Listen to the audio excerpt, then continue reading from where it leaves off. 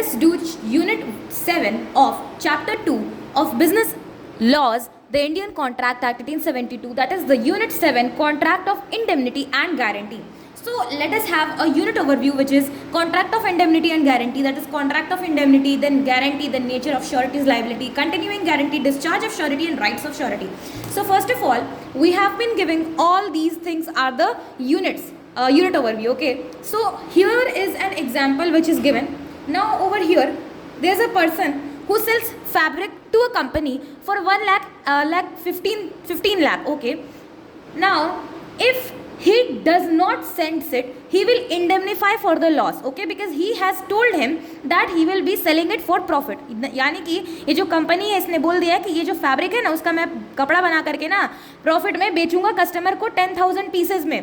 अगर लॉस होगा तो ये जो है ना आदमी इस इंडेमनीफाई करेगा, ठीक है. ये प्रॉमिसर है, ये प्रॉमिसी है, ठीक है. प्रॉमिसर इंडेमनीफाई करेगा, इंडेमनीफायर है ये, indemnifier loss because of promiser himself, तो ये इंडेमनिटी होल्डर कहलाएगा, ठीक है. ये इसका टॉवल और बेडशीट बनाएगा, ठीक है, 4 दिन में डिलीवर करेगा, ठीक है. ये एक एग्जाम्पल हो गया. तो ये बोलेगा loss due to promiser himself, यानी प्रॉमिसर के कारण जो लॉस हुआ वो इंडेमनीफाई करेगा. दूसरा केस है कि अगर थर्ड पार्टी के द्वारा अगर लॉस हो जाता है, तो एक कंपनी है जो कि गाड़ी रेंट पर देती है कस्टमर को 15,000 पर डे के हिसाब से, ठीक है. दूसरा केस है ना कि रेंट पे दे दिया, वो उसको 21,000 पर डे दे रहा है, लेकिन इसमें एक्स्ट्रा सिक्योरिटी ये दे रहा है कि अगर कोई थर्ड पार्टी के वजह से आपके गाड़ी का जो एक्सीडेंट हो जाता है तो वो इंडेमनीफाई करेगा उसको. कंपनी यहाँ पर इंडेमनीफायर है, यहाँ पे जो कस्टमर है वो इंडेमनिटी होल्डर है, और जो लॉस है वो थर्ड पार्टी के वजह से जो हुआ वो लॉस जो है वो पे करेगा कंपनी, ओके. तो सेक्शन 124 बताता है कॉन्ट्रैक्ट ऑफ इंडेमनिटी. इंडेमनिटी क्या होता है? इंडेमनिटी होता है ना सिक्योरिटी अगेंस्ट लॉस और to make good the loss और to compensate the party who has suffered some loss. यानी कि इंडेमनिटी का मतलब बेसिकली क्या होता है? आपने इंडेमनीफाई किया दूसरे को, आपने उस लॉस से सिक्योरिटी दिया, उस लॉस के खिलाफ सिक्योरिटी दिया, और to make good the loss. ये हम लोग पार्टनरशिप में भी पढ़े हैं ना कि जो पार्टनर जो करता है प्रॉब्लम सिचुएशन, यानी कि बेसिकली जो वो गलत काम करता है ना, वो मेक गुड द लॉस करता है ना बाकी पार्टनर्स को, ठीक है. उसी तरह से इंडेमनिटी में सेक्शन 124 बोलता है कि इंडेमनिटी सिक्योरिटी अगेंस्ट लॉस और to make good the loss और to compensate the party who has suffered some loss, that is indemnity, okay. तो 3 चीज होता है, security against loss, to make good the loss and to compensate the party who has suffered some loss, ठीक है. इसको indemnity कहते हैं. Section 124 and remember this, ठीक है. It is a contract by which one party promises to save the other from loss caused to him. Loss कैसे, कहाँ से लॉस? बाय द कंडक्ट, अरे बिहेवियर, प्रोमिसर के बिहेवियर की वजह से ही हो गया, कंडक्ट उसी की वजह से हो गया ना. और by the conduct of any other person, जिसको हम लोग कहेंगे थर्ड पार्टी वाला, ठीक है. अगर थर्ड पार्टी की वजह से नुकसान होगा तो वो अलग केस हो जाएगा. अगर उसी प्रोमिसर के वजह से हुआ, ये वाले केस में कंपनी में जो फैब्रिक प्रोवाइड करता है, तो उस केस में उसके बिहेवियर की वजह से जो हुआ वो. It's a contract by which one party promises to indemnify और save the other party from the loss caused by the promiser himself और एनी अदर पर्सन, जो कि है third person basically. Party who promises to indemnify, जो party indemnify करने का promise करेगा उसको इंडेमनीफायर कहेंगे या प्रोमिसर कहेंगे. जो party to whom indemnity is given, जो इंडेमनिटी लेगा और उसको इंडेमनिटी होल्डर कहेंगे तो प्रॉमिसी कहेंगे. तो लाइफ इंश्योरेंस जो है ना वो इंडेमनिटी का केस नहीं होता है. क्यों नहीं होता है ये समझो. इंडेमनिटी का मतलब होता है, देखो, सिक्योरिटी अगेंस्ट लॉस और to make good the loss. Good the loss मतलब आप जो लॉस हुआ है ना उसको पहले जैसे कंडीशन में ला रहे हो, ठीक है. To compensate the party who has suffered some loss, ठीक है. तो ये 2 चीज तो हो गया ना, सिक्योरिटी अगेंस्ट लॉस, ठीक है, to compensate the party who has suffered some loss. लेकिन लाइफ इंश्योरेंस के केस में क्या होता है? अगर कोई इंसान मर जाता है तो उसको जो इंश्योरेंस मिलता है ना, लाइफ इंश्योरेंस, वो इस पर नहीं लागू करता है, क्योंकि जो मरा हुआ इंसान को उसको वापस अब जिंदा नहीं कर सकते. So I hope that it's clear. लेकिन मरीन और फायर इंश्योरेंस में ऐसा होता है, क्योंकि आप जो मेक गुड द लॉस, वो वाला कॉन्सेप्ट आप यहाँ पे ले आते हो. यहाँ पे आप लोग लिखना मेक गुड द लॉस, और यहाँ पर कट कर देना, यहाँ पे टिक कर देना, ठीक है. आप गुड कर सकते हो लॉस को, इंश्योरेंस लाइफ इंश्योरेंस केस में बिल्कुल नहीं, लेकिन मरीन और फायर इंश्योरेंस में बिल्कुल हाँ कर सकते हो. तो लाइबिलिटी इंडेमनीफायर का कब शुरू होता है? अरे when does the liability of an indemnifier commence? Although the Indian Contract Act 1872 is silent on the time of commencement of liability of indemnifier, however, on the basis of judicial pronouncements, it can be stated that the liability of an indemnifier commences as soon as the liability of the indemnity holder becomes absolute or certain. यानी कि indemnifier का liability तब शुरू होता है जब indemnity holder का liability certain हो जाता है, पक्का हो जाता है कि उसका लाइबिलिटी शुरू हो गया, तो इंडेमनीफायर का भी लाइबिलिटी शुरू हो जाएगा. हम लोग बोलेंगे as soon as the liability of the indemnity holder becomes absolute and certain, the liability of indemnifier commences, the liability of indemnifier commences as soon as the liability of the indemnity holder becomes absolute and certain. तो ये जो principle है has been followed by the courts in several cases. ठीक है, तो 125 section बोलता है कि आप डैमेजेस बोलो, कॉस्ट इन्वॉल्व बोलो या कॉम्प्रोमाइज बोलो. Section 125 rights of indemnity holder बोलता है when sued, rights of indemnity holder when sued, damages लेगा, कॉस्ट इन्वॉल्व लेगा, कॉम्प्रोमाइज लेगा, सीसीडी लेगा, अरे सीसीडी लेगा, डैमेजेस लेगा, अरे सीसीडी. देखो कॉस्ट इन्वॉल्व, कॉम्प्रोमाइज और डैमेजेस प्रॉमिस है. ठीक है, उसके बाद है कॉन्ट्रैक्ट ऑफ गारंटी. गारंटी का कॉन्ट्रैक्ट क्या होता है? गारंटी में ना 3 पार्टी होता है जिसको हम लोग इसी 3 पार्टी के कारण बोलते हैं tripartite agreement. Tripartite agreement, tripartite agreement. देखो 3 लोग हैं, ए बी सी. ए है प्रिंसिपल डेटर जिसको पे करना है, हु हैज टू पे. ठीक है, बी है surety, surety has given a guarantee to the creditor. अरे क्रेडिटर कौन? अरे सी है creditor, creditor who has to receive. अरे रिसीव किससे करना है? ए से रिसीव करना है सी को. यानी कि मेन जो अग्रीमेंट हुआ है, मेन प्रिंसिपल वाला जो चीज़ हुआ है वो ए और सी के बीच में हुआ है. बी कहाँ से आ गया? अरे बी श्योरिटी दिया है कि जो ए है ना आपको पैसा दे देगा, ए पैसा नहीं देगा तो मैं दूंगा ना, ये हो गया. मतलब ए अगर डिफॉल्ट करता है तो बी देगा पैसा. ठीक है, अब इसी को ट्रीपार्टाइट अग्रीमेंट कहते हैं. 126 कॉन्ट्रैक्ट ऑफ गारंटी याद रखना. मेन प्रिंसिपल है प्रिंसिपल डेटर और क्रेडिटर का, जो मैंने बोला ए और सी का. ठीक है, तो प्रिंसिपल कॉन्ट्रैक्ट इसको कहेंगे ए और सी को, मेन यानी प्रिंसिपल. सेकेंडरी जो हुआ वो किसका हुआ? अरे क्रेडिटर और श्योरिटी का. पहला ये हो गया, पहला ए और सी का, प्रिंसिपल डेटर और क्रेडिटर का. सेकेंडरी किसका हुआ? क्रेडिटर और श्योरिटी का. अगर प्रिंसिपल डेटर पैसा नहीं देगा तो क्रेडिटर जाकर के कूद के बैठ जाएगा श्योरिटी के माथे पर. अरे प्रिंसिपल डेटर और क्रेडिटर पहले ने बोला कि मैं ना आपको पैसा दे दूंगा 10 लाख. अब ना ए जो ना धोखा दे दिया, भाग गया, दगाबाज निकला, तो सी जो है ना वो बी के माथे पर जा करके बैठ जाएगा ऐसे करके कि चलिए भाई भैया जी आप श्योरिटी है ना, आपने बोला था पैसा देंगे, अब ए भाई साहब ने तो नहीं दिया, चलिए आप दीजिए, आप श्योरिटी बने हैं, कुछ सोच के ना बने होंगे, निकालिए 10 लाख. श्योरिटी के माथे पर बैठ गया. तो सेकेंडरी अग्रीमेंट क्या हुआ? अरे क्रेडिटर और श्योरिटी का हुआ ना. सेकेंडरी कॉन्ट्रैक्ट क्रेडिटर और श्योरिटी यानी कि बी और सी का हुआ.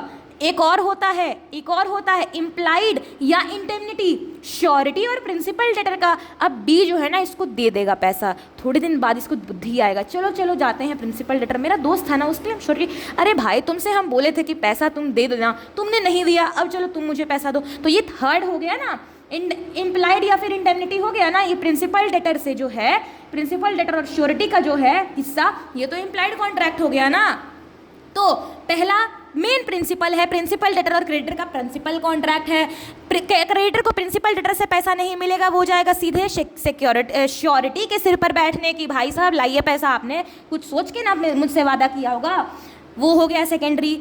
और इम्प्लाइड कॉन्ट्रैक्ट हो गया ना, उसने पैसा दे दिया तो उसका क्या, इसको पैसा देना था, इसको पैसा देना, तो इसका क्या काम था? इसने पैसा नहीं दिया, ये मर गया, मरा नहीं, इसने पैसा नहीं दिया, धोखा कर दिया. ठीक है, डिफॉल्ट कर गया बेसिकली. तो ना ये ना इसके माथे पर जा करके बैठ जाएगा कि लाइए पैसा दीजिए. अब इसको पैसा मिल गया तो ये चला गया, अब ये जो आ गया ना ये वापस इससे जाएगा ना मिलने, ये बात हो रहा है. ठीक है, तो I hope that it's clear. तो ये 3 चीज कल क्लियर है. ट्रीपार्टाइट अग्रीमेंट है क्योंकि 3 लोग हैं, प्रिंसिपल डेटर है, श्योरिटी है और क्रेडिटर है. प्रिंसिपल डेटर और क्रेडिटर का प्रिंसिपल कॉन्ट्रैक्ट है, क्रेडिटर और श्योरिटी का सेकेंडरी कॉन्ट्रैक्ट है, श्योरिटी और प्रिंसिपल डेटर का इम्प्लाइड कॉन्ट्रैक्ट है. Okay, A contract of guarantee is a contract when one party, surety, gives guarantee for another person, principal debtor to creditor. यानी कि एक ऐसा कॉन्ट्रैक्ट है गारंटी का जहां एक कॉन्ट्रैक्ट है कि एक जो आदमी है, जो श्योरिटी है, जो बी है, वो न सी क्रेडिटर को ना बोलता है कि भैया मैं आपको वादा करता हूं कि ए जो है ना मेरा बहुत अच्छा दोस्त है, वो पैसा दे देगा, अगर वो पैसा नहीं देगा तो आप मुझसे आके मांग लेना, मैं दे दूंगा. तो ये ना श्योरिटी का काम होता है कि गारंटी देता है क्रेडिटर को कि प्रिंसिपल डेटर पे करेगा। A contract of guarantee is a contract where one person surety gives guarantee for another person principal debtor to creditor. This contract is made to discharge liability of principal debtor by surety to creditor in case principal debtor default. यानी कि अगर principal debtor जो default कर जाएगा तो liability उसका ये उठाएगा। अरे कौन? श्योरिटी उठाएगा। कितने तरीके के गारंटी होते हैं? सिर्फ दो तरीके के गारंटी होते हैं, स्पेसिफिक गारंटी और कंटिन्यूइंग गारंटी। नाम से ही पता चल रहा है, स्पेसिफिक गारंटी यानी कि एक पर्टिकुलर डेट के लिए गारंटी। कंटिन्यूइंग गारंटी का मतलब होता है लगातार बार बार वो जो डेट ले रहा है उसके लिए गारंटी मैं लेता हूँ। इसका देख लो, एक्सप्लेनेशन है स्पेसिफिक गारंटी और continuing guarantee section 129। Specific guarantee है a guarantee that applies to a single debt और स्पेसिफिक ट्रांजैक्शन। श्योरिटी का liability ends when the debt discharge और द प्रॉमिस इज परफॉर्म्ड। यानी कि जब डेट डिस्चार्ज हो जाएगा या तो प्रॉमिस परफॉर्म हो जाएगा, यानी कि ए जब सी को पैसा दे देगा तो बी का काम खत्म हो जाएगा श्योरिटी वाला। ये जो है ना, ये स्पेसिफिक गारंटी है। Continuing guarantee as per section 129 is a guarantee that applies to a series of transaction. अरे एक सीरीज चल रहा है ना, it continues until revoked by the surety. ये चलते जाता है जब तक श्योरिटी ना बोले, श्योरिटी आकर के मुंह पे तमाचा ना मारे एका कि अरे ए थोड़ा तो शर्म कर लो, इतना श्योरिटी, इतना बार मैं तुमसे तुम्हारा जो है गारंटी ले रहा हो, गारंटी दे रहा हो, तुम एक बार बार डिफॉल्ट कर जा रहे हो, चलो भाड़ में जाओ, अब मैं तुम्हारा श्योरिटी नहीं हूँ। या तो बी जो है ना तंग होकर के उसका ना जो है ना उसका जो पेशेंस लेवल है वो खत्म कर देगा। वो दूसरा, अगर पेशेंस लेवल का बात आएगा ना तो कंटिन्यूइंग गारंटी होगा। श्योरिटी का पेशेंस लेवल खत्म करने लायक कि वो खुद बोल दे कि भाई साहब छोड़ दो, मैं आपका श्योरिटी नहीं बनूंगा, वो है कंटिन्यूइंग गारंटी। स्पेसिफिक गारंटी ना एक बार ये धोखा दे करके देख लिया कि ये जो भाई साहब हैं इनका श्योरिटी नहीं बनना है, बी को ये समझ गया, अब इसका श्योरिटी ये नहीं बनेगा, समझ में आ गया। तो continuing guarantee, guarantee that applies to a series of transaction, it continues until revoked by the surety. It covers any number of transaction। अरे एकदम 10 बार 100 बार जितना बार करना है करो, हम तुम्हारा गारंटी लेते हैं, इतना क्या गारंटी लेना है। तो it makes the surety liable for the unpaid balance at the end of the guarantee. Guarantee खत्म होने के बाद जो अनपेड बैलेंस है उसका वो कौन लेगा गारंटी? अरे श्योरिटी लेगा। Continues until the guarantee is revoked. Revoke कौन करेगा? श्योरिटी के ही हाथ में है, वही रिवोक करेगा। उसको मजा आ रहा है उसका पैसा देने में, उसको मजा आ रहा है गारंटी लेने में तो वो देते रहेगा। उसको मजा नहीं आ रहा है, उसका जो पेशेंस लेवल है वो खत्म हो चुका है तो वो बोलेगा जाओ अब मैं तुम्हारा श्योरिटी नहीं। दो तरीके का गारंटी, स्पेसिफिक गारंटी और continuing guarantee. Specific guarantee a guarantee that applies to a single debt और specific transaction. Continuing guarantee a guarantee that applies to a series of transaction. It continues until revoked और by the surety. It covers any number of transaction and makes the surety liable for the unpaid balance at the end of the guarantee. Okay, now we have been given some differences between the contract of indemnity और contract of guarantee. और name से ही पता चल रहा है, हमने दोनों चीज़ पढ़ लिया ना। लाइफ इंश्योरेंस के केस में क्या होता है, गारंटी और इंडेमनिटी, वो सब हम लोग देख लेंगे, लेकिन इसका हम लोग देखेंगे डिफरेंस क्या है। Number of parties to contract. Contract of indemnity में ना दो पार्टी होती हैं, इंडेमनीफायर होता है, इंडेमनीफाइड होता है, प्रॉमिसर होता है जो बोलता है कि भाई साहब ये गाड़ी लीजिए, गाड़ी ठुकेगा तो मैं आपको पैसा दूंगा, ऐसा वाला ना, ये चीज़ होता है ना। नहीं, ऐसा नहीं होता है। गाड़ी ठुकेगा तो मैं बेयर करूंगा, लाइबल रहूंगा, ठीक है, पैसा थोड़े दे देगा, लाइबल वो ना रहेगा, वो रेंट पे दे रहा है। ओके, कॉन्ट्रैक्ट ऑफ गारंटी में ना तीन पार्टी रहता है, इसको हम लोग क्या बोलते हैं? इसको हम लोग बोलते हैं tripartite agreement. Tripartite agreement, tripartite agreement. There are three parties, इसीलिए इसको कहते हैं हम लोग क्या? ट्रीपार्टाइट अग्रीमेंट, जिसमें होता है क्रेडिटर, प्रिंसिपल डेटर और श्योरिटी। ये मत बोल देना कि श्योरिटी और प्रिंसिपल डेटर, नहीं, प्रिंसिपल डेटर और क्रेडिटर का पहला रिश्ता, दूसरा रिश्ता क्रेडिटर और श्योरिटी का, तीसरा रिश्ता प्रिंसिपल डेटर और श्योरिटी का, ठीक है। नेचर ऑफ लायबिलिटी क्या होता है? Contract of indemnity. The liability of the indemnifier is primary and unconditional. अरे लायबिलिटी जो होता है ना इंडेमनीफायर का, यहाँ पे प्राइमरी होता है, पहले ही इसको करना है। यानी कि जो इंडेमनीफायर है, यहाँ पे जो गाड़ी का मालिक है, जो रेंट पे दे रहा है, उसका प्राइमरी और अनकंडीशनल है, कोई कंडीशन है ही नहीं। लेकिन श्योरिटी में ना कंडीशन लगा हुआ है कि अगर वो दगा देगा, वो डिफॉल्ट करेगा तभी वो देगा, ठीक है। तो कॉन्ट्रैक्ट ऑफ गारंटी में ना the liability of surety is secondary. अरे इसका सेकेंडरी होता है, कंडीशनल होता है, अनकंडीशनल नहीं होता है। अगर प्रिंसिपल डेटर डिफॉल्ट करेगा तभी हम पैसा देंगे, नहीं तो नहीं देंगे। मेरे से क्यों मांग रहे हो? जब तुमको प्रिंसिपल डेटर पैसा दे चुका है तो हम क्यों देंगे? नहीं ना। As the primary liability is that of principal debtor with whom, with creditor, ठीक है। प्रिंसिपल डेटर और क्रेडिटर का ना पहला रिश्ता है, दूसरा रिश्ता है ना श्योरिटी और क्रेडिटर का। ओके, टाइम क्या होता है लायबिलिटी का? कॉन्ट्रैक्ट ऑफ इंडेमनिटी में the liability of the indemnifier arises only on the happening of a contingency।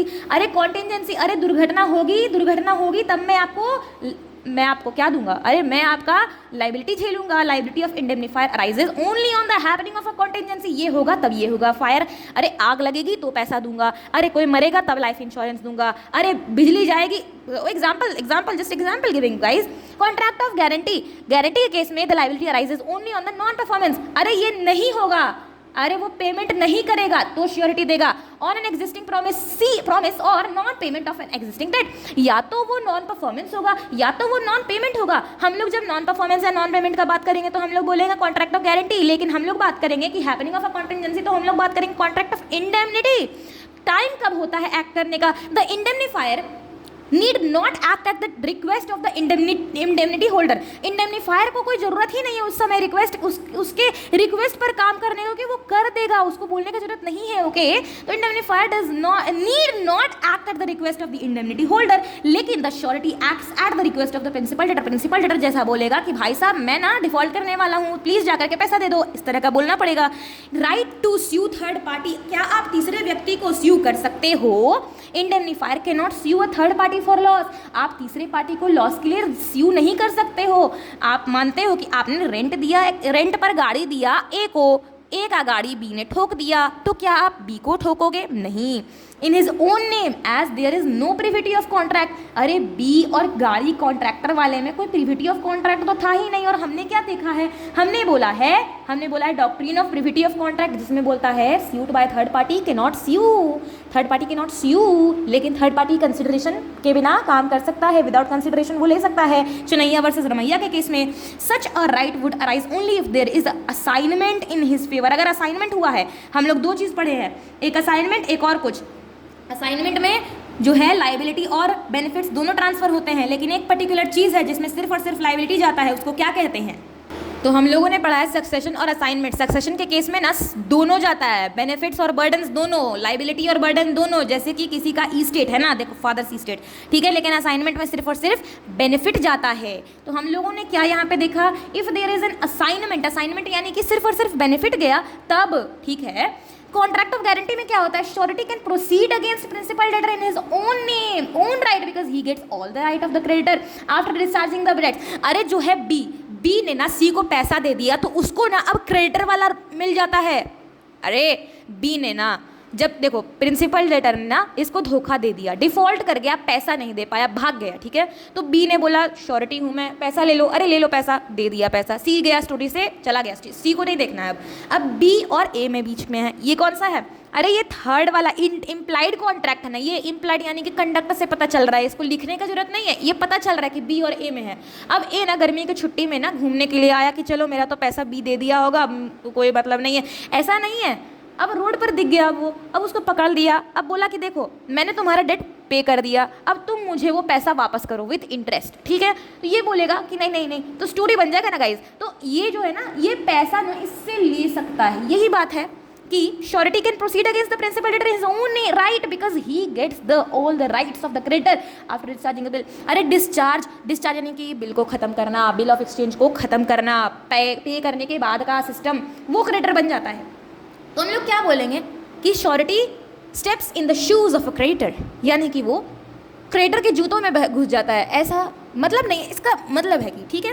Purpose क्या होता है कॉन्ट्रैक्ट ऑफ इंडेमनिटी का, रीइंबर्समेंट ऑफ लॉस। हम लोग क्या पढ़े थे, हम लोग सेक्शन 124 में पढ़े थे, सिक्योरिटी अगेंस्ट लॉस और to make good the loss और to compensate the party who has suffered some loss, ठीक है, तो रीइंबर्समेंट ऑफ लॉस होता है। लेकिन कॉन्ट्रैक्ट ऑफ गारंटी में क्या होता है गाइज, कॉन्ट्रैक्ट ऑफ गारंटी 126 में कहता है कि it's a contract where one person surety gives guarantee for another person personal but to creditor, ठीक है। This contract is made to discharge liability of principal debtor by surety to creditor in case P defaults, ठीक है, principal debtor default करेगा तो for security of creditor, creditor की security में surety ने अपना जान गंवा दिया, उसे हम लोग कहेंगे contract of guarantee guys. Competency to contract, competency to contract, आपका क्या होना चाहिए, कुछ अवेलेबिलिटी होना चाहिए ना, कुछ क्राइटेरिया होने चाहिए ना, आप किस तरह से कॉन्ट्रैक्ट करोगे। All parties must be competent to contract. अरे देखो हम बोलेंगे क्या श्योरिटी अनसाउंड माइंड का हो सकता है, नहीं। क्या श्योरिटी इंसॉल्वेंट हो सकता है, नहीं। क्या श्योरिटी माइनर हो सकता है, नहीं। क्या प्रिंसिपल डेटर हो सकता है, ये सब आगे पढ़ते हैं गाइस। देखो कॉन्ट्रैक्ट ऑफ गारंटी में, in case of a contract of guarantee where a minor is principal debtor the contract is still valid, यानी कि गारंटी के केस में, इंश्योरेंस के केस में नहीं, अरे देखो इंश्योरेंस के केस में नहीं, लेकिन गारंटी के केस में ना प्रिंसिपल डेटर जो है वो माइनर भी हो सकता है और कॉन्ट्रैक्ट तब भी वैलिड है। लेकिन इंपॉर्टेंट क्या है, इंपॉर्टेंट है कि श्योरिटी को कॉम्पिटेंट टू कॉन्ट्रैक्ट होना चाहिए, यानी कि सेक्शन 11 का पालन करना चाहिए, है ना, एमएसडी होना चाहिए, मेजर होना चाहिए, साउंड माइंड होना चाहिए, not disqualified from contracting by any law to such, क्या था definition, not disqualified from contracting any law to which he is subject, यानी कि उसको एमएसडी का पालन करना पड़ेगा, सेक्शन 11 का पालन करना पड़ेगा। किसको, अरे श्योरिटी को। प्रिंसिपल डेटर माइनर चलेगा, प्रिंसिपल डेटर अनसॉल्वेंट चलेगा, प्रिंसिपल डेटर इंसॉल्वेंट चलेगा, क्या हम लोग ऐसा बोल रहे हैं? देखते हैं गाइस क्या होते हैं एसेंशियल। अच्छा, इसका निमोनिक है एनएनटीटी आरपीसी। एनएनटीटी आरपीसी क्यों? क्योंकि number of parties of the contract है एन, नेचर ऑफ लाइबिलिटी है एन, टाइम ऑफ लाइबिलिटी है टी, टाइम टू एक्ट है T, right to sue third party है आर, पी है पर्पस, सी है कॉम्पिटेंसी टू कॉन्ट्रैक्ट। तो NNTT RPC, number of parties to contract, nature of liability, time of liability, time to act, है ना, right to sue third parties और purpose और competency to contract. तो NNTT RPC, contract of indemnity, contract of guarantee. ठीक है, उसके बाद हम लोग पढ़ते हैं ना, ये तो हम लोगों ने पढ़ लिया 129 सेक्शन में कि स्पेसिफिक गारंटी होता है, कंटिन्यूइंग गारंटी होता है। जब हम लोग पेशेंस लेवल खत्म हो जाता है उसमें बोलते हैं हम लोग कंटिन्यूइंग गारंटी। एसेंशियल फीचर्स क्या होते हैं गारंटी के? अरे एसेंशियल फीचर के लिए भी हमने बनाया हुआ है, लेकिन वो हम लोग पहले पढ़ लेते हैं, उसके बाद पढ़ेंगे। रिक्वाइजाइट यानी कि रिक्वायर्ड क्या है और उसका एक्सप्लेनेशन है। पर्पस क्या है गारंटी का? A guarantee is to secure payment. अरे किसका पेमेंट सिक्योर करे? अरे क्रेडिटर का। Of the recoverable debt, no principal debt means no valid guarantee. अगर प्रिंसिपल डेट नहीं है तो वैलिड गारंटी नहीं है। Consideration section 127, a guarantee must have some consideration. अरे गारंटी किस बात का दे रहे हो, कुछ कंसिडरेशन होना चाहिए ना। The no direct consideration is needed between surety and creditor. Surety और क्रेडिटर के बीच में कोई कंसिडरेशन की जरूरत नहीं है, लेकिन प्रिंसिपल डेटर और क्रेडिटर के बीच में तो होना चाहिए ना। Consideration given to the principal debtor is enough. However past consideration is not valid. अगर पास्ट कंसिडरेशन का बात आ गया तो वो वैलिड नहीं है। किसमें? अरे कंसिडरेशन, अरे गारंटी वाले केस में। However past consideration is not valid. The surety must be competent to contract. Surety को कॉम्पिटेंट होना चाहिए for a valid contract even if principal debtor is uncompetent. अगर प्रिंसिपल डेटर पागल हो गया, प्रिंसिपल डेटर पगला है, बच्चा है, कुछ भी है वो, तो वो चलेगा। लेकिन जो श्योरिटी है, जो ये गारंटी उठाया है, जो ये लाइबिलिटी उठाया है कि ये जो बच्चा है ना, ये जो माइनर है ना, ये आपको अगर धोखा देगा ना तो मैं आपको पैसा दूंगा। Okay, existence of liability. अरे लाइबिलिटी का होना जरूरी है। There must be an existing liability और इन्फोर्सिबल प्रॉमिस। अरे कुछ इन्फोर्सिबल प्रॉमिस होना चाहिए ना। आप किस चीज़ का गारंटी ले रहे हो? आप गारंटी ले रहे हो क्या? आप गारंटी ले रहे हो क्या कि वो कुछ करेगा? ऐसा कुछ होना चाहिए ना। आपको कुछ कंसिडरेशन होना चाहिए ना। तो एग्जिस्टिंग लाइबिलिटी कुछ होना चाहिए, इन्फोर्सिबल प्रॉमिस होना चाहिए। The liability must be legally enforceable, not time barred. अरे टाइम बार्ड नहीं होना चाहिए। टाइम बार्ड डेट कौन सा होता है? टाइम बार्ड डेट एक नॉर्मल डेट जो कि 3 साल के बाद खत्म हो जाता है ना, उसका वैल्यू स्यू नहीं ना कर सकता है वो पार्टी। अरे देखो ए और बी है, ठीक है, ए और बी है ना, ए ने बोला कि बी ना मैं आपको 1 लाख रुपए दूंगा पर मंथ, ठीक है, तो ना वो देना बंद कर दिया। 1 साल बीत गया, 2 साल बीत गया, बी को एक्शन लेना था ना पहले साल। अरे एक ही मोमेंट पे उसको एक्शन लेना था, बोलना था उसको, नोटिस देना था कि चलो दो मुझे पैसा दो। लेकिन वो क्या किया ना, 20 सो गया और 3 साल बाद उठा। अब 3 साल बाद उठा तो वो तो टाइम बार्ड डेट ना बन गया। अरे समझो टाइम बार्ड डेट ये होता है। तो एग्जिस्टेंस ऑफ लाइबिलिटी होना चाहिए, एग्जिस्टिंग लाइबिलिटी होना चाहिए, चलते रहना चाहिए वो लाइबिलिटी। इन्फोर्सिबल प्रॉमिस होना चाहिए। अरे टाइम बार्ड डेट नहीं होना चाहिए, no time barred. No misrepresentation, कोई भी तरह का मिसरिप्रेजेंटेशन नहीं होना चाहिए। हम लोग क्या पढ़े हैं कब एमएम में? Coercion, under influence, fraud, misrepresentation और मिस्टेक। अरे मिसरिप्रेजेंटेशन कौन सा था? सेक्शन 18 था, क्योंकि कोअर्जन तो हो गया 15 है ना, यू अंडर इन्फ्लुएंस हो गया 16 है ना, फ्रॉड हो गया 17 और मिसरिप्रेजेंटेशन हो गया 18। मिस्टेक में तो 20, 21 और 22 है शायद। उसके बाद मिसरिप्रेजेंटेशन नहीं होना चाहिए। Section 142, guarantee obtained bye misrepresentation concerning a material part of the transaction is invalid. अगर मिसरिप्रेजेंटेशन होता है concerning a material part of the transaction तो वो क्या है? इनवैलिड है।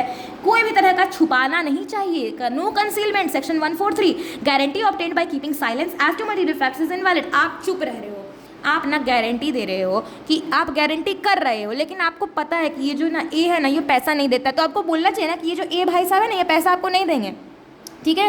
तो आप साइलेंट भी रह रहे हो ना, तो वो भी मटेरियल फैक्ट है ना, आप इनवैलिड काम कर रहे हो। रिटन और ओरल होना चाहिए। सेक्शन 126, ठीक है। A guarantee can be either oral और written. Writing is not necessary, writing necessary नहीं है, लेकिन प्रेफर्ड कौन सा है? अरे रिटर्न में हो तो ज़्यादा बढ़िया है, प्रूफ के लिए काम आएगा, आप बोल करके चले जाते हो, भूल जाते हो, लेकिन अगर रिटर्न में है तो बढ़िया बात है, ठीक है।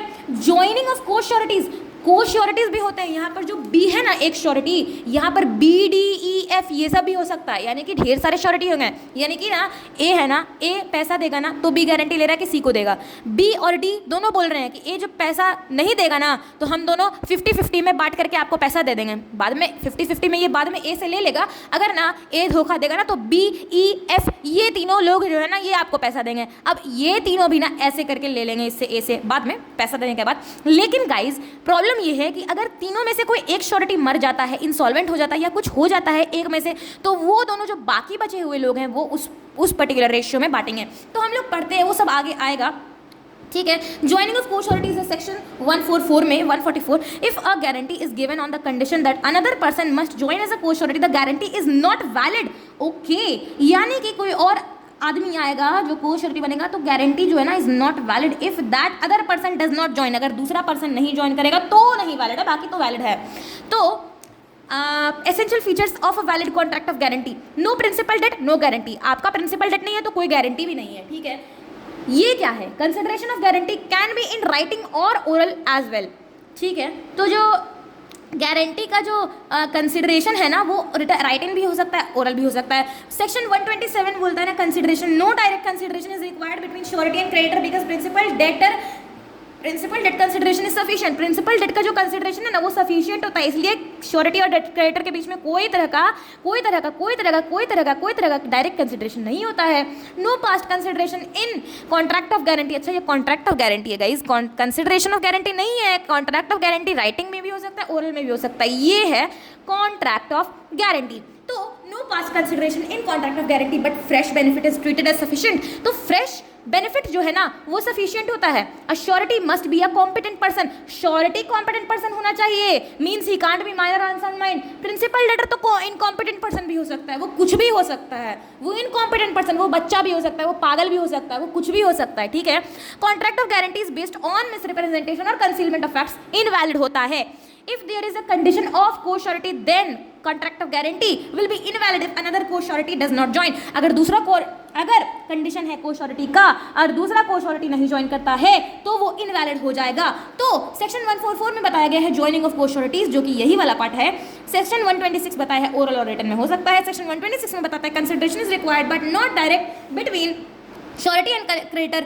सेकंड है pass consideration is no consideration for contract of guarantee. और थर्ड पॉइंट है श्योरिटी इनकॉम्पिटेंट होना चाहिए, प्रिंसिपल डेटर इनकॉम्पिटेंट भी चलेगा, यानी कि जो श्योरिटी है ना जो बोल रहा है गारंटी ले रहा है कि जो ए है ना वो पैसा देगा, नहीं देगा तो मैं दूंगा, वो होना चाहिए क्या, वो कॉम्पिटेंट होना चाहिए, यानी सेक्शन 11 उसको पालन करना चाहिए। लेकिन अगर प्रिंसिपल डेटर निकल गया माइनर तो चलेगा, प्रिंसिपल डेटर इंसॉल्वेंट निकल गया तो चलेगा, प्रिंसिपल डेटर अगर पागल निकल गया तो चलेगा, प्रिंसिपल डेटर जो है वो चलेगा। लेकिन श्योरिटी जो है उसको सेक्शन 11 पालन करना पड़ेगा, उसको एमएसडी पालन करना पड़ेगा।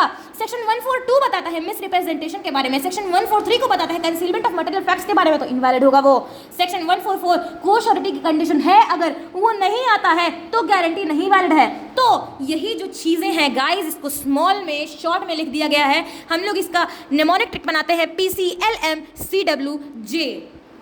अब गाइज हम लोग बात करेंगे कंसिडरेशन के बारे में, प्रिंसिपल डेटर श्योरिटी और क्रेडिटर के बीच में। कंसिडरेशन क्या है? Consideration to him is sufficient enough, यानी कि प्रिंसिपल डेटर्स को जो कंसिडरेशन तो दे रहा है ना वो इनफ है।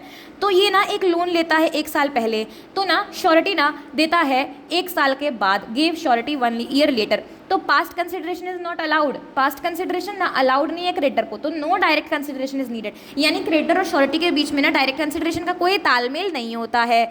श्योरिटी ना 1 साल के बाद ना प्रिंसिपल डेटा 1 साल के बाद श्योरिटी को देता है, तो ये गलत बात है ना, ये नहीं होना चाहिए। Fresh benefit received in sufficient consideration, अरे कुछ फ्रेश बेनिफिट हो गया ना, सफिशिएंट कंसिडरेशन है, हो गया वो सफिशिएंट कंसिडरेशन है। प्रिंसिपल डेटर ना थोड़ा ज़्यादा पैसा उसको मिल गया, तो ये एक लोन ले लिया 1 साल पहले, तो और टाइम उसको मिल गया। श्योरिटी को ना गिव श्योरिटी 1 ईयर लेटर 1 साल के बाद देता है, 12% से कम होकर के 10% हो गया, 15 लाख प्लस 5 लाख एक्स्ट्रा हो गया, टाइम भी बढ़ गया, 2 साल का बेनिफिट मिल गया।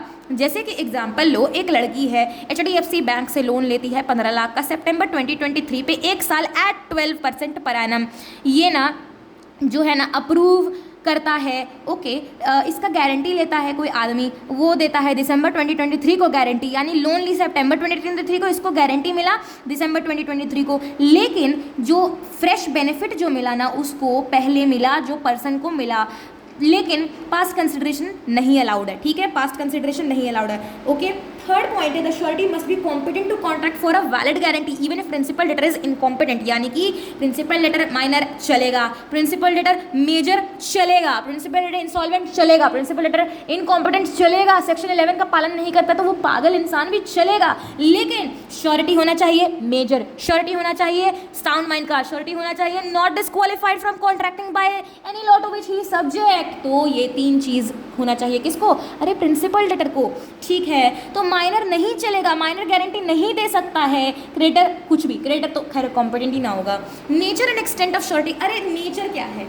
श्योरिटी की लाइबिलिटी का, अरे एक्सटेंट क्या है, कहाँ तक गिर सकता है श्योरिटी का लाइबिलिटी, 128 में बताया sureties liability secondary and conditional, हमने पढ़ लिया डिफरेंस में ही, एनएनटीटी आरपी क्या था, NNTT RPC, okay, NNTT RPC, surety's liability secondary and conditional, it is a coexistence with principal debtor's liability, coextensive है गाइस, ये कोएक्सटेंसिव है, प्रिंसिपल डेटर धोखा देगा तभी श्योरिटी आएगा।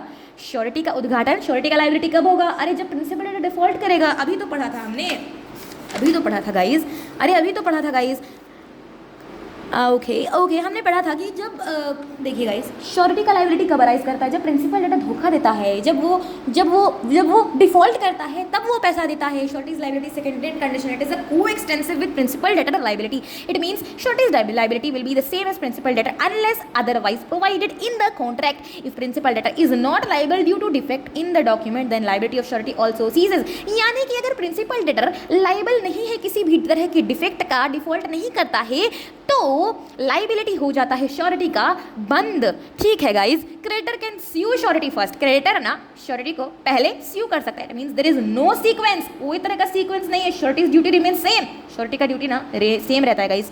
तो 128 ने बोला nature and extent of surety's liability. 132 ने क्या बोल दिया, 132 ने बोला कि व्हेन टू पर्सन यानी कि joint promisor undertake a liability यानी कि गारंटी लेते हैं, पहला कॉन्ट्रैक्ट, अरे देखो व्हेन टू पर्सन जो कि जॉइंट प्रोमिसर है अंडरटेक अ लाइबिलिटी जो कि गारंटी लेते हैं, also enter into second contract between both of them saying that one will be liable if other defaults, then such second contract will not have any effect on their primary liability towards the third person. यानी कि guys समझ में नहीं आया, मुझे भी नहीं समझ में आया, मैं फिर से बताती हूँ गाइस। सेइंग दैट दोनों लोग बोलते हैं गाइस, बोलते हैं कि एक इंसान लाइबल होगा, यानी कि ए बी जो है सी से बोले, ए बी सी से बोले, अच्छा लिखा हुआ है गाइस, लिखा हुआ है, इसको इग्नोर करना गाइस, रबर नहीं है guys. Also enter into second contract between both of them saying that one will be liable if other defaults, then such second contract will not have any effect on their primary liability towards the third party। यानी कि अगर A default करेगा तो B देगा, B default करेगा तो A देगा। Second contract between both of them joint promisor है, तो पहला कॉन्ट्रैक्ट किससे हुआ, अरे C के साथ हुआ ना, A B का पहला कॉन्ट्रैक्ट नहीं है, A B एक इंसान समझो ना, एक इंसान का C से हुआ, नॉलेज हो या ना हो, पहला कॉन्ट्रैक्ट इन दोनों का नहीं है, इन दोनों को मिला करके इसके साथ है पहला कॉन्ट्रैक्ट, ठीक है। Liability of two person liability primary liable होता है, not affected by arrangement between them, ठीक है। Whether such person is aware of the second contract और नॉट, दूसरे कॉन्ट्रैक्ट के बारे में सी को कुछ पता हो या ना हो, पहला रिश्ता सी के साथ ए बी का है, ठीक है। Liability of two person primarily liable not affected by arrangement between them that one shall be surety on others behalf, okay, यानी कि एक के डिफॉल्ट पर दूसरा लाइबल होगा, ऐसा नहीं पता होगा सी को या पता होगा किसी को, कोई फर्क नहीं पड़ता गाइस, क्योंकि पहला प्राइमरी रिलेशन प्राइमरी लाइबिलिटी होता है क्रेडिटर का प्रिंसिपल डेटर के साथ, दोनों प्रिंसिपल डेटर हो तो हो गए ना प्रिंसिपल डेटर जॉइंट प्रोमिसर्स, ठीक है। राइट क्या होता है श्योरिटी का क्रेडिटर के खिलाफ, right of surety against the creditor, rights against the creditor 141 है सेक्शन, सेट ऑफ का क्लेम है और रिडक्शन का क्लेम है। Rights against the principal debtor, surety का प्रिंसिपल डेटर के अगेंस्ट में क्या राइट है, सेक्शन 140 और 145 ने बताया। राइट अगेंस्ट को श्योरिटीज, एक श्योरिटी का बाकी की को श्योरिटी से क्या लगाव है, अरे क्या लायबिलिटी है, अरे बी ना सो गया, बी नहीं उठा, तो अब ना बी का पैसा इन तीनों को मिल करके देना पड़ेगा। अफसोस, तो ये जब ना जाग जाएगा तो ये दोनों, इन लोगों ने तो पैसा दे दिया, अब ये लोग इसके माथे पर चढ़ के बोलेंगे भाई मैंने तेरा पैसा दिया मुझे लौटा दे। ठीक है, वो सब हम लोग पढ़ेंगे, लेकिन अभी हम लोग पढ़ते हैं rights of surety against the creditor, against the principal debtor, against co sureties. देखो सबसे पहले तो right of surety against the creditor में ना SSR आ रहा है। क्या आ रहा है? SSR आ रहा है, सिक्योरिटी का आ रहा है, सेट ऑफ का आ रहा है, और रिडक्शन का आ रहा है। क्या है? Surety's right to benefit of creditor's securities which creditor has against principal debtor, यानी कि प्रिंसिपल डेटर के शूज में बैठ जाता है कौन? श्योरिटी। कब? पैसा देने के बाद, पैसा देने से पहले नहीं, पैसा देने के बाद। अरे ए ने वादा किया सी से कि मैं आपको पैसा दूंगा, नहीं दूंगा, आप बी के गले पड़ना। ए ने डिफॉल्ट कर दिया बेचारा, बी को पैसा देना पड़ा, बी पैसा दे दिया। अब बी गया ए के सिर पे बैठ गया, वो बोला भाई मैंने तेरा पैसा दे दिया मुझे दे दे। तो वो पैसा ना ले लिया, वो क्या हुआ? अरे वो क्रेडिटर के शूज में आ गया, मतलब जूता था ना क्रेडिटर का, क्रेडिटर ना जूता खोल करके चला गया। बेसिकली क्या हुआ ना, जब ना ये बी था, ठीक है, तो बी ने ना सी को पैसा दे दिया ए के डिफॉल्ट के बाद ना, तो वो जो जूता पहना हुआ था ना वो रोड पर, उसी रोड पर ना खोल के चला गया। अब बी के क्या है? बी श्योरिटी था, प्रिंसिपल डेटर से उसको पैसा लेना था, तो बी ना सी का खोला हुआ जूता पहन करके बिना सी को बोले ना चला गया ए के पास, और उसको लग रहा है दिखने में कि जो अरे ये तो सी का जूता पहना हुआ है, यानी कि इसने पेमेंट कर दिया, अब ये मेरे सिर पे चढ़ेगा, अब ये मेरे सिर पे बैठेगा। तो गाइस यही बात है सेक्शन 141 में कि right of surety against the creditor है कि surety is right to benefit of creditor's securities. ये बात नहीं था गाइस। अगेंस्ट प्रिंसिपल डेटर का मैंने समझा दिया गाइज, थोड़ा गलती हो गया गाइज, माफ करना। अगेंस्ट क्रेडिटर वो नहीं था, हमने समझा दिया आपको अगेंस्ट प्रिंसिपल डेटर, जो कि राइट ऑफ सबरोगेशन है। मैंने अभी आपको जो समझाया ना जूता वाला जो कहानी मैंने बताया वो सबरोगेशन का, प्लीज समझ लेना, प्लीज, गलती हो गई गाइज। सबरोगेशन क्या है? It means surety will stand in the shoes of creditor now he is invested with all the rights which creditor had against the principal debtor। तो गाइज थोड़ी सी गलती हो गई है, माफ करना guys. Against the principal debtor आया है ना गाइज, तो वो जूता वाला जो कहानी है ना वो याद रखना, सेक्शन 140 प्लीज गाइज। उसके बाद हम लोग अब पढ़ते हैं गाइज वास्तव में, वास्तविकता के रूपों से कि क्रेडिटर के खिलाफ क्या होता है। तो पहला तो सिक्योरिटी होता है, सेट ऑफ होता है, तीसरा रिडक्शन होता है। तो ये guys right of surety against creditor में ना 141 सेक्शन में बताता है कि surety is right to benefit of creditor security, यानी कि क्रेडिटर के सिक्योरिटी से बेनिफिट हो रहा है श्योरिटी। ठीक है, राइट टू सेट ऑफ, यानी कि सेट ऑफ करने का राइट, या तो राइट टू शेयर रिडक्शन करने का राइट भी किसके पास है गाइज? अरे श्योरिटी के पास है गाइज। उसके बाद प्रिंसिपल डेटर के खिलाफ सेक्शन 140 जूता वाला कहानी गाइज की क्रेडिटर अपना जूता रोड पे छोड़ के चला गया, तो प्रिंसिपल डेटर तो धोखा ना दे दिया, बी ने सी को पैसा ना दे दिया गाइज, क्रेडिटर चला गया। अब बी जो है ना श्योरिटी है, बी ने ना गलती से उसका गलती से नहीं जानबूझ करके जूता पहना, उसको पैसा वापस चाहिए ना, वो उसके जूते में बैठ जाता है, पहन जाता है। और क्योंकि डिस्चार्ज हो चुका है ना उन लोगों का कॉन्ट्रैक्ट, पहला कॉन्ट्रैक्ट डिस्चार्ज हो चुका है, अब जो वो जूता पहन लिया, अब वो जाएगा वापस ए के गले पकड़ने की भाई मुझे पैसा दे दे, मैंने तेरा पैसा दे दिया। तो ये है सेक्शन 140। 145 ना इम्प्लाइड प्रॉमिस होता है टू इंडेमनीफाई श्योरिटी, यानी कि there is an implied promise to indemnify the surety. Surety ने आपका पैसा दिया तो आपको इंडेमनीफाई करना है उसको। अच्छा, श्योरिटी का right against the co sureties क्या होता है? Section 146 co sureties liable to contribute equally. अरे जो को श्योरिटी हैं उनको इक्वली लाइबल बनाना है, कोई एक्स्ट्रा उनको कुछ मिला है जो, अरे 50-50 ना 50-50 करना है। सेक्शन 147 बोलता है liability of co sureties bound in different sums. अगर कुछ अलग अलग सम्स हैं, यानी कि 3 लोग हैं, ए और सी के बीच में ना 3 लोग हैं, ये ए है, ये सी है, ये ए है, ये सी है, यहाँ पे बी डी ई है, यहाँ ए है, यहाँ सी है, बी डी ई जो है ये को श्योरिटीज़ हैं। इन्होंने बोला कि इससे ना इससे 1,50,000 ले लिया, इसने धोखा देगा ना तो 50-50-50 ये लोग देंगे अगर इक्वल सम्स में हैं। तो सेक्शन लग गया कौन सा? 146 co sureties liable to contribute equally. अगर एक चला गया, दूसरा चला गया, सिर्फ इसको देना पड़ा, ये बाद में इन दोनों के गले पकड़ करके, अरे प्रिंसिपल वाला कॉन्ट्रैक्ट ना, मेन कॉन्ट्रैक्ट खत्म होने के बाद ना ये इन दोनों के गले पकड़ेगा, बोलेगा मैंने तो पैसा दे दिया, मुझे पैसा दे दे।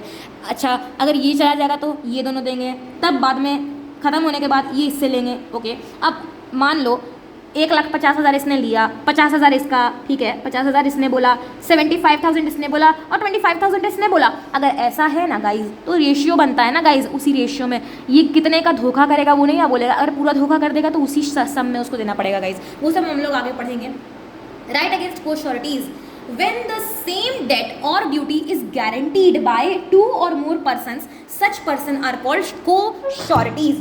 यानी कि अगर सेम डेट है या ड्यूटी गारंटी किया जाता है दो या दो से अधिक लोगों में, यानी कि ए और सी के बीच में क्या हुआ, बीईडी ने बोला, ठीक है, बीईडी ने बोला कि मैं पैसा दूंगा, तो वो होता है ना, वो होता है such person are called co sureties.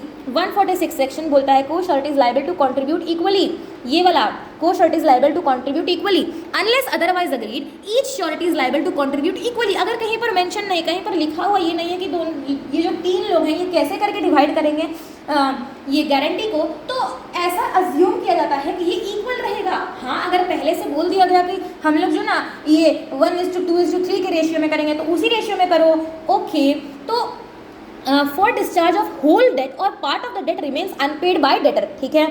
when the contract, यहाँ पे लिखा हुआ है when the contract is silent or in the absence of any contract between co-sureties, co-surety will share the burden liability equally, equally liable रहेंगे। Section 147 बताता है liability of co-sureties bound in different sums। अगर दूसरे यानी कि ratio बता दिया गया guys, the principle of equal contributions is however subject to the maximum limit fixed by a surety to his liability। co-sureties who are bound in different sums are liable to pay equally as far as the limits of their respective obligations permit। यानी कि A B C को-श्योरिटी हैं, 7 लाख का उन्होंने वादा किया है, ए ने 1 लाख बोला, बी ने 2 लाख बोला, सी ने 4 लाख बोला, डिफॉल्ट हो गया कितना, अरे 3 लाख का डिफॉल्ट हो गया तो सब लोग इक्वल पे करेंगे। डिफॉल्ट हो गया कितना, 4 लाख का डिफॉल्ट हो गया, ए का तो मैक्सिमम है 1 लाख, वो 1 लाख ही कर सकता है, बी का अभी 2 लाख है, सी का अभी 4 लाख है, तो बाकी दोनों ना 1.5 लाख कर देंगे। डिफॉल्ट हो गया 7 लाख का, ए का तो बेचारा का 1 ही लाख है, वो 1 ही लाख ना देगा, बी का 2 लाख है मिनिमम, 2 लाख देगा, 4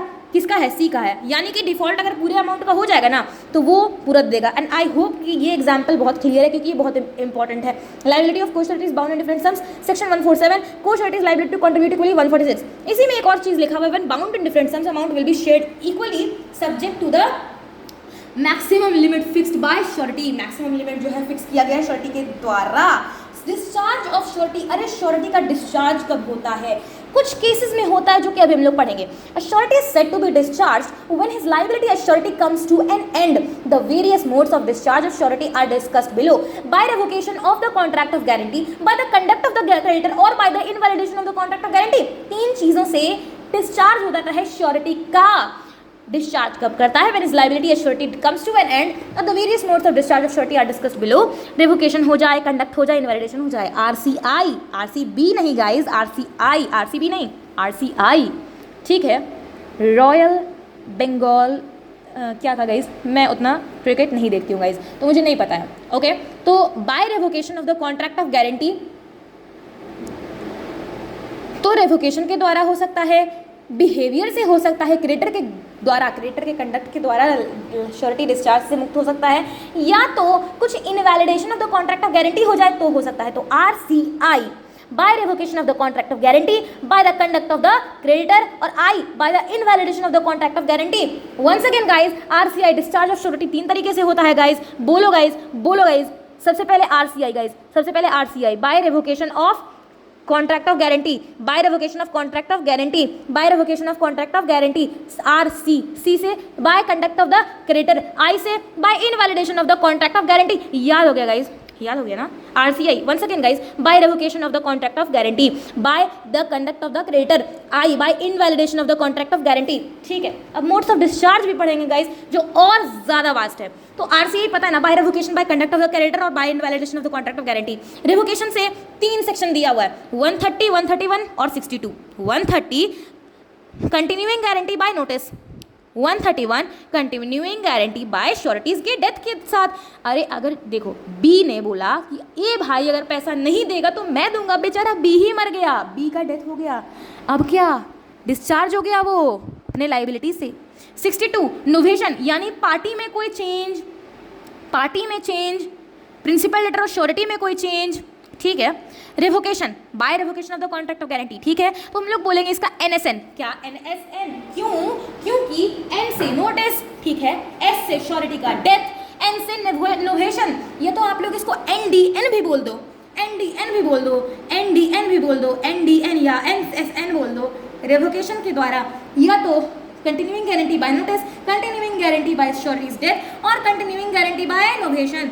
ठीक है, अब कंडक्ट से कैसे होता है, क्रेडिटर के गंदे व्यवहार की वजह से कैसे होता है, section 133 variance in the terms of contract. अरे टर्म्स ऑफ कॉन्ट्रैक्ट में वेरिएंस आ गया, अरे ऊंच नीच आ गया, वेरिएंस कुछ बदलाव हो गया गाइस, मैथमेटिक्स में पढ़ते हो गाइस वेरिएंस, कैसे नहीं पता। तो सेक्शन 133 बोलता है variance in the terms of contract, 134 बोलता है रिलीज और डिस्चार्ज ऑफ प्रिंसिपल डेटर, यानी कि क्रेडिटर ने बिना श्योरिटी से डिस्कस किए डिस्चार्ज कर दिया, रिलीज कर दिया प्रिंसिपल डेटर को। 134 सेक्शन 135 क्रेडिटर कंप्राइजेज कॉम्प्रोमाइज कर देता है प्रिंसिपल डेटर से, थोड़ा ज़्यादा टाइम दे देता है, बोलता है चलो चलो मैं आपको ना 1 साल और दे देता हूँ, आप बहुत भोले भाले इंसान लग रहे हो, अच्छे दिल के इंसान लग रहे हो, अभी पैसा नहीं ना, कोई बात नहीं, सो जाओ आराम से, आप 1 महीने का और टाइम ले लो, मैं आपको 1 महीना और टाइम दे दूंगा। तो आप ये क्या कर रहे हो क्रेडिटर भाई साहब, आप ये सही नहीं कर रहे हो, आप ना श्योरिटी से बिना पूछे आप कंप्राइज कर रहे हो, गलत बात, नहीं ऐसे करना चाहिए, गलत बात। तो 133, 134, 135, 133, 134, 135 the conduct of the creditor से by invalidation of the contract of guarantee, 142, 143, 144 continuing guarantee, okay guarantee obtained by misrepresentation, अगर मिस रिप्रेजेंटेशन से ऑब्टेन किया गया है गारंटी, मिस रिप्रेजेंटेशन से ऑब्टेन किया है guarantee. 143 guarantee obtained by concealment, अगर कुछ छुपा करके आपने गारंटी लिया तो देख लेना। Section 144 guarantee on condition, guarantee on condition that creditor shall not act on it until the co-surety join, यानी कि क्रेडिटर तब तक काम नहीं करेगा जब तक को-श्योरिटी ज्वाइन नहीं करेगा। तो 144 तो 3 चीज था, RCI by revocation of the contract of guarantee, by revocation of the contract of guarantee, C क्या था by the conduct of the creditor, और आई क्या था by the invalidation of the contract of guarantee. Okay, modes of discharge में अच्छा यहाँ पे देख लो VRC है ना, variance in the terms of contract, release और discharge of principal debtor, creditor comprise with the principal debtor, extra time दे देता है, उस तरह से invalidation of the contract of guarantee जिसमें देता है MCC क्यों, क्योंकि मिस रिप्रेजेंटेशन है, कंसीलमेंट है, और एक और सी है जो कि कंडीशन हो गया। तो रिवोकेशन में 3 चीज क्या होता है, continuing guarantee bye notice NSN हो ना, श्योरिटीज डेथ, उसके बाद बाय इनोवेशन, ठीक है, कंडक्ट ऑफ द क्रेडिटर से अरे VRC variance in the terms of contract, ठीक है, रिलीज और discharge of the principal debtor, ठीक है। 135 बोलता है creditor comprises with principal debtor, extra time दे देता है। इनवैलिडेशन ऑफ द कॉन्ट्रैक्ट बोलता है MCC क्यों, गारंटी ऑब्टेन्ड बाय मिसरिप्रेजेंटेशन से, ठीक है। एक और सी कौन सा है, गारंटी ऑब्टेन्ड बाय कंसीलमेंट के द्वारा, और guarantee on the condition that creditor shall not be act on it under co-surety joints. तो आई होप कि ये आपको याद रहेगा, ठीक है। तो once again guys RCI R के नीचे NSN या फिर NDN, NSN ही याद रखो, श्योरिटीज का डेथ होता है, ठीक है, श्योरिटीज का नहीं भाई, श्योरिटी का अपॉस्ट्रोफी S, श्योरिटी का है ना, ठीक है। कंडक्ट ऑफ गारंटी में कंडक्ट ऑफ द क्रेडिटर में VRC होता है, और invalidation of the contract of guarantee में MCC होता है। 130 बोलता है revocation of continuing guarantee bye notice, आपने नोटिस दे दिया कि जाओ भाई तुम छूट गए, अब तुम श्योरिटी नहीं, आज से मेरा तुम्हारा रिश्ता खत्म। The surety can revoke a continuing guarantee by giving notice. अच्छा, श्योरिटी जाएगा, वो देगा नोटिस, बोलेगा भाई साहब ये जो आदमी है ना, ये बड़ा ही नीच आदमी है, इसका मैं गारंटी नहीं लूँगा, ये लीजिए अपना नोटिस, और अब मैं इसका श्योरिटी नहीं हूँ, अब मैं आपका लाइबिलिटी जो है नहीं पे करूँगा अगर ये नहीं करेगा तो, ठीक है। The surety can revoke a continuing guarantee by giving notice to the creditor that surety is liable for all the transactions before the notice but not for future transaction.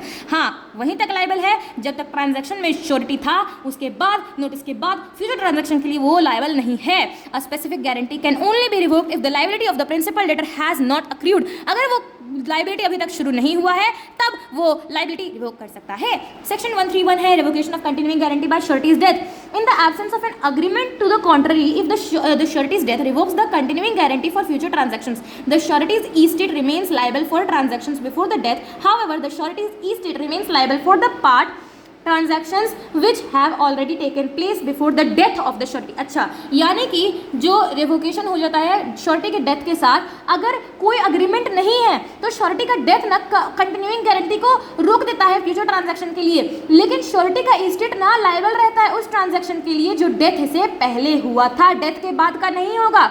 उसका जो अरे बी है ना, ए का गारंटी लिया था ना, कि वो पैसा नहीं देगा तो वो देगा, तो जो है ना बी ना मर गया बेचारा, श्योरिटी था और मर गया बेचारा। अब जो ए है ना, ए वो ट्रांजैक्शन किया बी के मौत से पहले, उसके लिए बी का ई स्टेट लायबल होगा, लेकिन बी के मौत के बाद ए जो गंदे गंदे काम किया है, जो गंदे गंदे ट्रांजैक्शन किया है, जो भी काम किया है, जो भी ट्रांजैक्शन किया है, जो भी पेमेंट किया है, उसके लिए बी लायबल नहीं होगा। अरे बी मर चुका है, उसका बी का ई स्टेट लायबल नहीं होगा। एंड आई होप ये क्लियर है, ठीक है। उसके बाद हमारे पास आता है revocation of by notice. Revocation by notice है नहीं, रिवोकेशन बाय नोवेशन होना चाहिए, क्योंकि नोटिस तो हो चुका है, ओके नोटिस हो चुका है, तो ये नोटिस नहीं, ये नोवेशन होना चाहिए। पता नहीं किस तरीके से मैं लिख रही थी। इफ अ न्यू और fresh contract replaces the old one either between the same और different parties, the surety is discharge from the original contract. यानी कि अगर सेम है या डिफरेंट पर्सन है, रिप्लेस कर देता है ओल्ड कॉन्ट्रैक्ट को, तो वो बाय नोवेशन रिवोकेट हो जाता है surety. 62 discharge of surety bye the conduct of the creditor. Creditor के बर्ताव से वो डिस्चार्ज हो गया, जो कि है वीआरसी, सी के अंदर VRC. Section 133 variance in terms of the contract. Surety is discharge of the principal debtor and creditor vary the conduct terms without surety's consent. वही सेम चीज़, अरे श्योरिटी से नहीं पूछा, उन्होंने कुछ छेड़छाड़ कर दिया कॉन्ट्रैक्ट में, तो एक्सप्लेनेशन क्या है, the surety is no longer liable for transaction accruing after the variation. अरे वेरिएशन के बाद ना श्योरिटी का कोई लाइबिलिटी नहीं है। एग्जाम्पल है, A becomes surety for B's conduct as a manager in C's bank without A's consent. B का सैलरी इंक्रीज कर दिया गया, बी को लाइबल बना दिया गया ओवरड्राफ्ट के लिए, ओवरड्राफ्ट लॉसेस के लिए। बी कहता है ये जो ओवरड्राफ्ट हुआ है ना, ये रिजल्ट है एक लॉस जो ए डिस्चार्ज करेगा एज अ श्योरिटी। नहीं, ये ए श्योरिटी है, बी का सैलरी बढ़ाया गया, ए से पूछा नहीं, तो बी लायबल नहीं उसके बाद के लिए। पहले के लिए है, उसके बाद के लिए नहीं है। जब उसका सैलरी बढ़ा तो आपको बताना था किसको, ए को। सेक्शन 134 बोलता है रिलीज और discharge of principal debtor. Surety is discharged if the creditor enters into a new contract. एक नया कॉन्ट्रैक्ट आता है with the principal debtor releasing the latter. अरे वो छोड़ देता है प्रिंसिपल डेटर को, जाओ भाई छोड़ दो, दूसरा हम तुमसे कॉन्ट्रैक्ट करेंगे, तो वो रिलीज हो जाएगा कौन, श्योरिटी। दूसरा है द क्रेडिटर्स एक्शन और omission leads to the legal discharge of the principal. वो उस तरह का एक्शन करता है, उस तरह का भूलने का बीमारी करता है, तो वो भूल जाता है, तो वो अरे रिलीज हो जाता है कौन, surety. Once the principal debtor is discharged, the surety is also released from the liability. एक बार principal debtor छूट गया तो वह surety भी छूट गया.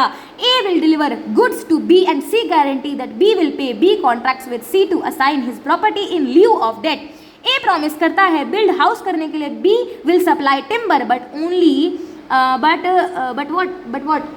but omits, भूल जाता है. So principal debtor A is discharged, so will C भी discharge हो जाएगा. ठीक है. 135 बोलता है श्योरिटी इज डिस्चार्ज, अच्छा कंपाउंडिंग या गिविंग टाइम टू और अग्रीमेंट नॉट टू स्यू, यानी कि कंप्रोमाइज कर जाता है कौन, क्रिएटर कर जाता है. अरे जाओ जाओ छोड़ दो, कोई बात नहीं, तुम पैसा नहीं दे सकते हो, चलो कोई बात नहीं 2 महीना और ले लो. अच्छा 2 महीना बाद भी आ गए, नहीं पैसा रहा, कोई बात नहीं 1 महीना और ले लो. इस तरह से आप कर रहे हो. क्या आप श्योरिटी से पूछ रहे हो? नहीं. The creditor makes a composition, यानी सेटलमेंट कर लेता है प्रिंसिपल डेटर से, और the creditor gives a time दे देता है. Promises not to sue the debtor unless the surety consents. अगर श्योरिटी नहीं बोलेगा तो मैं आपको स्यू नहीं करूंगा, ऐसा हमारा तुम्हारा रिश्ता. गलत है, गलत है, क्या गलत है? अरे श्योरिटी रिलीज हो गया, श्योरिटी का रिवोकेशन हो गया. Composition with the principal debtor without consulting the surety discharges the surety. The surety's right to demand payment is violated. Payment का डिमांड वायलेट हो जाता है if the creditor gives the debtor more time or agrees not to sue. If a creditor gives more time to pay or promises not to sue, the surety is discharged unless they agree to it. Cases where surety is not discharged, TCC, ऐसे cases जहां पर surety discharge नहीं होता है. 136 surety not discharge when agreement is made with third person to give time to principal debtor. अगर तीसरा व्यक्ति बोला कि अरे भाई साहब आप प्रिंसिपल डेटर को थोड़ा तो टाइम दे दो, तब श्योरिटी डिस्चार्ज नहीं होता है. When a contract to give time to principal debtor is made by the creditor with a third person and not with the principal debtor, the surety is not discharged. Example है 23 C the holder of an overdue bill of exchange drawn by A as surety for B and accepted by B contracts with M to give time to B. A is not discharge. And I hope कि ये आपको example समझ में आ गया. M ने बोला B से करके कि भाई साहब आप ए को थोड़ा तो टाइम दो, ए नहीं भाई साहब बी को थोड़ा तो टाइम दो, ठीक है, तो ए डिस्चार्ज नहीं होता है. 137 है creditor's forbearance to sue does not discharge surety. Creditor का फॉरबियरेंस स्यू करने के लिए डिस्चार्ज नहीं करता है श्योरिटी को। Mere forbearance on the part of the creditor to sue the principal debtor और I hope it's visible, guys. Mere forbearance on the part of the creditor to sue the principal debtor or to enforce any other remedy against him does not, in the absence of any provision in the guarantee to the contrary, discharge the surety. Example 24 है B owes to C a debt guaranteed by A. The debt becomes payable. C does not sue B for a year after the debt has become payable. A is not discharged from his suretyship. हाँ, यहाँ पर हम लोग time barred के case में हम बोल सकते हैं कि अगर 3 साल बीत जाएगा तो हाँ वो लाइबल अब नहीं है, लेकिन यहाँ पर जो है वो लाइबल है, श्योरिटी लाइबल है 136 137। ठीक है, 139 बोला discharge of surety by creditors act और omission impairing surety's eventual remedy. If the creditor does any act which is inconsistent with the right of the surety or aims to do any act which is duty to the surety requires him to do, and the eventual remedy of the surety himself against the principal debtor is thereby impaired, the surety is discharged. यानी कि eventual remedy of the surety himself against the principal debtor जो है वो empire हो जाता है तो surety discharge हो जाता है। Discharge of surety bye the invalidation of the contract, यानी कि तीसरा वाला आई वाला है गाइज, इनवैलिडेशन ऑफ कॉन्ट्रैक्ट वाला है गाइज, जिसमें हम लोग बोलते हैं गाइज MCC बोलते हैं guys, miss representation bye creditor बोलते हैं। इनवैलिडिटी ऑफ गारंटी कैसे होता है? कंडीशन है a guarantee obtained by misrepresentation from the creditor और with his knowledge and assent concerning a material part of the transaction is invalid. जैसे the guarantee is invalid if the creditor misrepresent material facts and the surety is unaware. surety unaware है उस material facts से, जैसे कि C cell करता है एक AC P को ना C एक AC सेल करता है air conditional, falsely claiming that it is made of copper. ये जो भाई साहब आप AC ले रहे हैं ना P भाई साहब, ये कॉपर का बना हुआ है, लेकिन वास्तव में ना वो एल्यूमिनियम का बना हुआ है, ये P को नहीं बोला। S गारंटी करता है सेल का, इसको नहीं पता कि ये मिसरिप्रेजेंटेशन हुआ है S के साथ धोखा हुआ, S नहीं लायबल है। ठीक है, मिसरिप्रेजेंटेशन बाय क्रेडिटर समझ में आ गया। सेक्शन 143 बोलता है concealment of material facts. A guarantee obtained by keeping silence about material circumstances is invalid if the creditor fails to disclose important facts that would affect the surety's decision. The guarantee is invalid. यानी कि example है A does not inform about B's past misconduct. A ना B के पिछले करतूतों के बारे में B को नहीं बोलता है as a clerk. Okay, B के पिछले करतूतों के बारे में जो है क्रेडिटर को नहीं बताता है। सी बी के पिछले करतूतों के बारे में A does not inform C, creditor को ए नहीं बताता है बी के पिछले करतूतों के बारे में, तो जो सी है ना गारंटी बी करता है तो गारंटी इनवैलिड होता है। बी अग्री करता है pay more than the market price to C from iron to settle in also old debt, यानी ओल्ड डेट करने के लिए ये करेगा पहले का payment. This is concealment from A, क्योंकि ये श्योरिटी है ए लाइबल नहीं होगा। 144 सेक्शन 144 है condition for co surety. If a person gives a guarantee on the condition also act as an co surety, the guarantee is invalid if the other person does not join. अगर दूसरा व्यक्ति नहीं join करेगा तो वो पूरा का पूरा इनवैलिड होगा। The guarantee is only valid if the other person joins as co surety as agreed. अरे अग्री किया है, ज्वाइन कर लो भाई, क्यों परेशानियां कर रहे हो। तो S1 ना गारंटी करता है ना पेमेंट बाय P, ठीक है, to C, payment by P to C, C को पैसा देगा, S1 गारंटी करेगा, लेकिन सिर्फ और सिर्फ S2 ज्वाइन करता है as a co surety, S1 नहीं ज्वाइन करता है। तो अच्छा देखो गाइस, S1 सिर्फ ज्वाइन करता है, S2 नहीं ज्वाइन करता, तो S1 लाइबल नहीं होगा। और ये था यूनिट 7। और लेकिन गाइस अभी जाओ नहीं गाइस, हम लोग अभी बुक में भी पढ़ेंगे गाइस, इतनी जल्दी क्या है गाइस, बुक में भी पढ़ेंगे सेम चीज़, क्योंकि everything is not notes guys, ठीक है। तो ये सब चीज़ें सेम है। कॉन्ट्रैक्ट ऑफ इंडेमनिटी की security against loss literally means security against loss or to make good the loss to compensate the party who has suffered some loss. The term contract of indemnity is defined under section 124 of the Indian Contract Act 1872. It is a contract by which one party promises to save the other from loss caused to him by the conduct of the promisor himself or by the conduct of any other person. Parties होते हैं the party who promises to indemnify or save the other party from loss, indemnifier होता है। the party who is promised to be saved against the loss is indemnified, या फिर indemnity holder होता है। examples are the same. However, the above definitions of indemnity restricts the scope of contracts of indemnity in the as much as it covers only the loss caused by the conduct of the promisor himself। यानी कि ये जो है बहुत restrictive, इसका restrict करता है scope of contract, क्योंकि ये सिर्फ दो चीज़ों का कॉज ये लेता है, loss caused by the conduct of the promiser himself और the conduct of any other person, दूसरे व्यक्ति के द्वारा, यानी कि थर्ड पर्सन, ठीक है। प्रिंसिपल के द्वारा थर्ड पर्सन, ठीक है। 10 लॉस, अच्छा इसमें क्या लिखा, अच्छा ये तो सेम है, लाइफ इंश्योरेंस में इंडेमनिटी नहीं होता है लेकिन फायर मरीन में होता है। Loss occasion by the accident not caused by any person और द एक्ट ऑफ गॉड और natural event is not covered. Mode of contract of indemnity, a contract of indemnity like any other contract may be express और implied. A contract of indemnity is said to be expressed when a person expressly promises to compensate the other from loss. A contract of indemnity is said to be implied when it is to be inferred from the conduct of the parties or from the circumstances of the case. A contract of indemnity is like any other contract and must fulfill all the essentials of a valid contract. क्या था essentials valid contract का, क्या था essentials valid contract का, दो तरीके का था। एक तो सेक्शन 10 में था जो कि था AFCC-LP, AFCC-LD था ना, AFCC-LD। दूसरा था सेक्शन 10 में नहीं था, टिल CP, TIL-CP, ठीक है, तो वो याद कर लेना guys. A contract of indemnity is like any other contract must fulfil all the essentials of a valid contract, ठीक है। A contract of fire insurance, marine insurance और इसका कॉन्ट्रैक्ट ऑफ इंडेमनिटी होता है लेकिन लाइफ इंश्योरेंस का नहीं होता इंडेमनिटी, ठीक है। Rights of indemnity holder when sued, section 125, the promise in a contract of indemnity acting within the scope of his authority is entitled to recover from the promiser indemnifier all damages, CCD मिलेगा, cost मिलेगा, है ना, compromise of suit मिलेगा, damages मिलेगा, all damages which he may be compelled to pay in any suit, all costs which he may have been compelled to pay in bringing और defending the suit and all sums which he may have paid under the terms of any compromise of suit. When does the liability of an indemnifier commence? कब indemnifier का liability commence start होता है? Although the Indian Contract Act 1872 is silent on the time of commencement of liability of indemnifier. However, on the basis of judicial pronouncements, it can be stated that the liability of an indemnifier commences as soon as the liability of the indemnity holder becomes absolute and certain. This principle has been followed by the courts in several cases. यानी कि liability of indemnifier कब शुरू होता है? जब indemnity holder का liability absolute और certain हो जाता है। ये हमने पढ़ा है, आई नो कि आपको पता है।